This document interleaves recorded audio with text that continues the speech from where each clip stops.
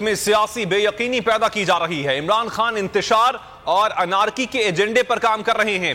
صبح شام پاکستان کو سری لنکا بنانے کی دھمکیاں دی جا رہی ہیں۔ وفاقی وزیر احسن اقبال کا واویلا، کہا عمران خان ذاتی مقاصد کے لیے اداروں کو استعمال کرنا چاہتے ہیں، اپنے دور حکومت میں سیاسی انتشار پھیلانے کے سوا کچھ نہیں کیا۔ ان کے دور میں بنی گالا میں کرپشن ہوتی رہی اور وہ کرپشن کا گڑھ بنا رہا۔ ممنوعہ فنڈنگ کیس کا فیصلہ نہ سنانے کا بھی سوال اٹھا دیا۔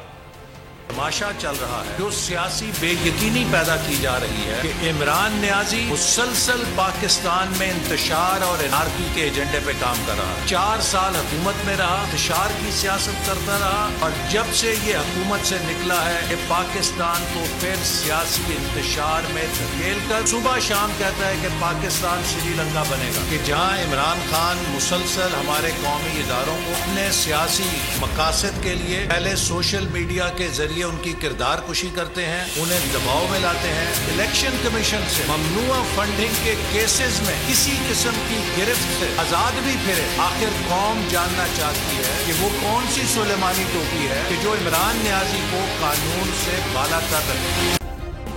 سبسکرائب کریں اور بیل دبائیں تاکہ کوئی خبر رہ نہ جائے۔